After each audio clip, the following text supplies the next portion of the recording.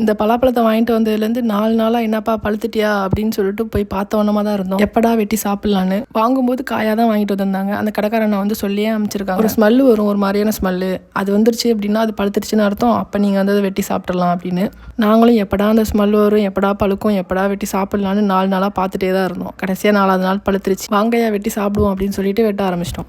இருங்க மொத்தமாக எல்லா சொலையும் எடுத்துட்டு மொத்தமாக ஒன்றா உட்காந்து சாப்பிட்லாம் அப்படின்னா யாராலையுமே வாயை கண்ட்ரோல் பண்ண முடியல. 4 இது எடுக்க 2 இது சாப்பிட அப்படின்னு சொல்லிட்டு சைடில் சாப்பிட்டுட்டே இருந்தோம். அப்புறம் மொத்தமாக எல்லாத்தையும் எடுத்துட்டு அதில் இருக்க கொட்டை எல்லாத்தையுமே சேவ் பண்ணி வச்சிட்டோம். எதுக்குன்னா அடுத்து சமைச்சு சாப்பிட்றதுக்கு யூஸ் ஆகும்ல, அதுக்கு தான். ஆனால் சும்மா சொல்லக்கூடாது, நாங்கள் வாங்கிட்டு இந்த பழத்தோட டேஸ்ட்டு உண்மையாகவே வேற லெவலில் இருந்துச்சு. இன்னமும் அதோட டேஸ்ட் வந்து நாக்கிலே நடனமாக. அப்புறம் மெயினாக இன்னொரு விஷயம் என்னன்னா, இவ்வளோ பெருசாக முழுசாக வாங்கும்போது உள்ளே வந்து சொலை இருக்கிறதுக்கும் சான்ஸ் இருக்குது, இல்லாமல் இருக்கிறதுக்கும் சான்ஸ் இருக்குது. நாங்கள் வாங்கினதுல நிறையவே இருந்துச்சு, செம்மையாகவும் இருந்துச்சு. அப்புறம் நைட்டு இந்த சாப்பாடுக்கு வந்து ஈரல் 1 pot ரைஸ் மாதிரி தான் வைக்கலான்னு பிளான் பண்ணியிருந்தோம். அதுக்கப்புறம் பிளான் மாதிரி ஈரல் குழம்பு ரைஸ் வச்சு சாப்பிட்டுட்டோம். உங்கள் யாருக்கெல்லாம் பலாப்பழம் பிடிக்கும்னு கமெண்ட் பண்ணுங்கள்.